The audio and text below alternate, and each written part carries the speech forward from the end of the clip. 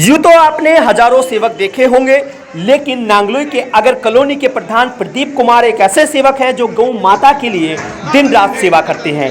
प्रदीप पिछले कई सालों से बीमार दुर्घटनाग्रस्त गौ माता की सेवा करते हैं। इसी अवसर पर शनिवार को उन्होंने एक भंडारे का आयोजन किया, जिसमें हजारों संख्या में लोगों ने खाना खाया।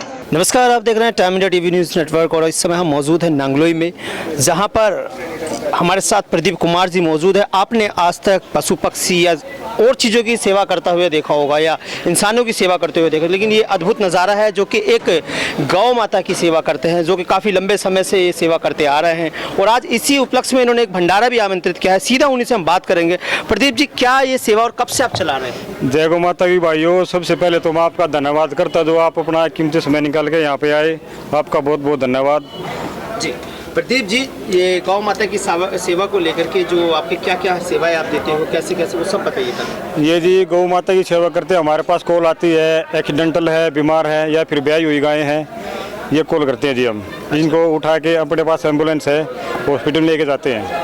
जैसे कि प्रदीप जी, एक चीज़ और, जैसे कि आजकल देखा जाता है लोग जैसे गाय फुटपाथ वगैरह पे घूमती है तो उनको लोग आवारा पशु कहते हैं कि आवारा पशुओं की श्रेणी में उन्हें रखा गया है कि आवारा पशु घूमते हैं। क्या उनको लेकर भी कोई व्यवस्था की जाती है आपको? उनको लेके जी अभी व्यवस्था करने लग रहे हैं। ये हमारे प्रधान जी हैं, रामपुर प्रधान कॉलोनी के।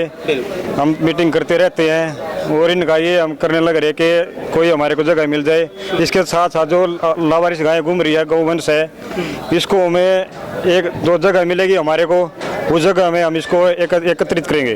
क्या दिल्ली सरकार या एमसीडी की ओर से भी कोई आपको? नहीं जी, दिल्ली सरकार एमसीडी की तरफ से हमारे पास कोई वो नहीं है जी। अच्छा अच्छा, तो ये आपके यही पास के इलाके के प्रधान जी। प्रधान जी, क्या आप भी इसमें पूर्ण रूप से अपना सहयोग देते हैं? हाँ जी, और भी हमारे साथी हैं जी जी। हम 10-15 लड़के हमारे पास ऐसे हैं जो 8-10 साल से ये कार्य चला रहे हैं। अगर छोटा मोटा उपचार होता तो हम यहाँ खुद करते हैं, अगर ज़्यादा बड़ा है तो हमारे पास वो एम्बुलेंस की सुविधा है, वो प्रीत फाउंडेशन ने दी हुई है। प्रीत फाउंडेशन तो उसके थ्रू हमें जो आसपास की गायें, ये गौशाला हैं जहाँ उपचार होता है वहाँ छोड़ते हैं। अच्छा, यानी कि जो इसका चिकित्सक है उनके पास आप ले जाते हो? उनके पास ले जाते हैं हॉस्पिटल? हाँ जी, ये जैसे माजरा है, भाई कृष्ण गौशाला है, ये अपने बादरगढ़ में क्या है, संजय गांधी है। इस तरह जहाँ भी हमारे को सुविधा मिलती है, फिर हमारे पास आती हैं जगह जगह से कॉल। जहाँ भी कोई एक्सीडेंट गाय है या कोई दुर्घटना से मर गई है या कोई ऐसा, उसकी कॉल आती है तो उनको हम अटेंड करते हैं। सर, आपका नाम? राजेश भारद्वाज।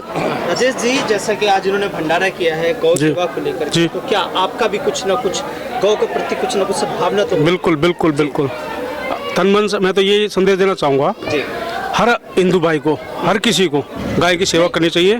देखो, इसमें धर्म जात नहीं होता है, हर किसी को सेवा करे, कोई भी धर्म सेवा कर सकता है। हर कोई जो है ना, बिल्कुल बिल्कुल बिल्कुल बिल्कुल। ठीक है, इसके साथ और भी लोग यहाँ पे युवा कुछ मौजूद है। सर, आपका नाम? सुनील कुमार। सुनील जी, जैसा कि गौ सेवा की अभी बात चल रही है, जी जी, क्या आपकी ओर से क्या इसमें योगदान? ये जी जितनी आवारा घूम रही है उनके लिए स्थान होना चाहिए, कोई परमानेंट उनके चारे का इंतजाम होना चाहिए, कुछ गवर्नमेंट की तरफ से होना चाहिए, कुछ आम पब्लिक सपोर्ट करे, सहारा दे, जैसे हम कर रहे हैं। कोई गौलाचार है, बीमार है, उसका इलाज करते हैं, ट्रीटमेंट करते हैं उसका, यहाँ जितना हो सकता है यहाँ करते हैं, बाकी नहीं तो उसको। आप लोगों ने कभी सरकार से इस विषय में किसी नुमाइंदे से, विधायक, स्थानीय? जी जी, बात की उन्होंने आश्वासन दिया कि भाई सपोर्ट करेंगे, हम जगह दिलवाएंगे। तो वो जगह का अभी अभाव है, जगह मिल नहीं रही कहीं ऐसी जहाँ हम गौशाला बना सकें। पार्षद वगैरह से बात हुई? जी जी जी, बिल्कुल। वो ये कहते हैं कि जी अभी देख रहे गवर्नमेंट बात चल रही है, बातचीत के हिसाब से प्रावधान से जैसा होगा वैसा करेंगे। की जरूरत है। जैसे ये हमारी टीम है, मेरे छोटे भाई हैं प्रदीप जी, प्रीत भाई हैं, ये पूरी जो संस्था है ये पशु रक्षा के लिए है। कोई भी पशु हो जिसको चोट लगी है, जिसको घाव है, ये उनका उपचार करते हैं। लेकिन सबसे बड़ी समस्या है कि जो रोड पे जो पशु घूमते हैं, सिर्फ गाय की बात मैं नहीं कर रहा, सभी जानवरों की बात कर रहा हूँ, जिनकी वजह से एक्सीडेंट भी होते हैं। रोड के इस पार से उस पार कूद जाते हैं, कई जाने जाती हैं, कई घरों के चिराग बुझ जाते हैं। लेकिन उनको कहीं अगर किसी व्यवस्था के तहत उनको रहने का अगर उनका प्रबंध हो तो हम इन सब चीज़ों से बच सकते हैं। हाँ, सर, आपका नाम? मेरा नाम प्रीत सिंह है। तो आप भी गौ सेवा में जुटे हुए हैं, तो क्या कुछ आप करना चाहिए? भाई, मैं ये पूछ रहा हूँ कि स्टेट की गवर्नमेंट क्या कर रही है?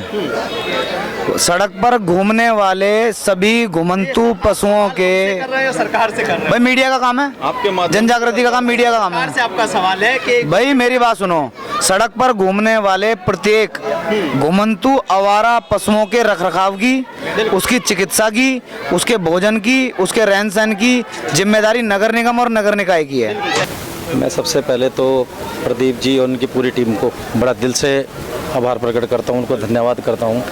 और मैं आपको बता दूँ कि इनका जो कार्य है, जो फेसबुक पे लगातार हम आपस में एक दूसरे टचते रहते हैं, उस कार्य से प्रेरित होकर इनसे मिलने की एक जिज्ञासा हुई, जिसमें मैं और मेरी टीम हम सब लोग हैं। हम animal welfare board of India से, मैं 100 एनिमल वेलफेयर ऑफिसर हूँ। हमारे साथ हमारे साथी हैं, वो भी इसके सदस्यगण हैं।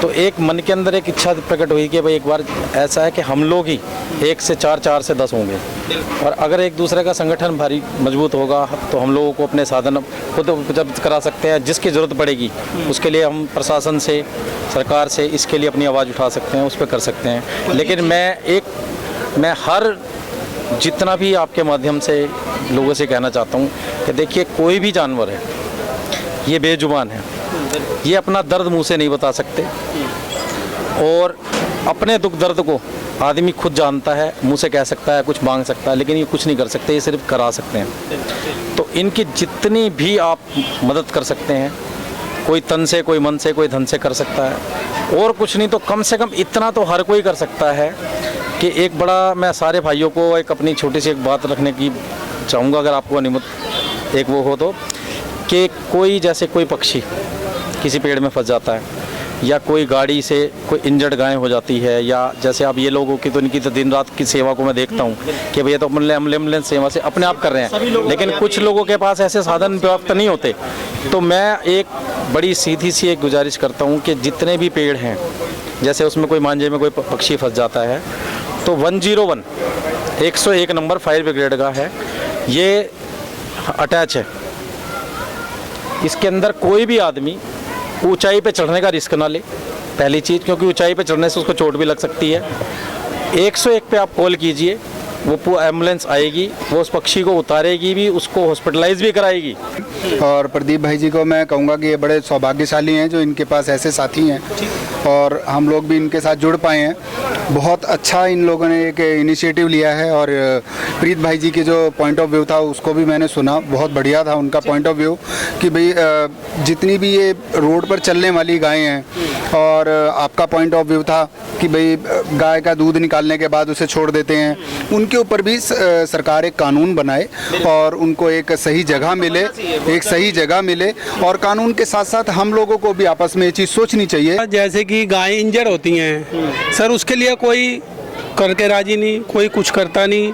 जब भी देखते हैं, कहीं भी देखता हूँ मैं, गाय इंजर हो, मैं अपना गौशाला का एक है मेरे ख्याल से कामधेनु सर, उसको बुलाता हूँ मैं। बहुत गाय मैंने उठाई है ऐसी, तो कोई भी गाय वाला दूध निकालना और दूध निकाल के छोड़ दिया, उसका इलाज नहीं करता। वो पैर में देखो उसके खुर के अंदर कीड़े पड़ जाते हैं, वो कीड़ों का इलाज नहीं करवाता। ये नहीं कि पास में संजय गांधी हॉस्पिटल है मेरे घर के पास में, वहाँ गाय का दूध निकालते हैं और छोड़ देते हैं, खुर के अंदर कीड़े पड़े हुए हैं, ये नहीं करते। और फ्री सर, इलाज फ्री, ये नहीं कि 500 मीटर पे जाके गाय को हॉस्पिटल में ले जाएं। इतना ही नहीं, यदि कहीं से कोई दुर्घटनाग्रस्त गाय की सूचना उन्हें मिलती है तो वो तुरंत एम्बुलेंस को वहां पर पहुंचाते हैं और गांव को अस्पताल तक भी पहुंचाते हैं। शायद इस तरह की अपार सेवा देने वाला कोई व्यक्ति आपने पहले कभी देखा होगा। टाइम इंडिया टीवी के लिए जुबैर मलिक की रिपोर्ट।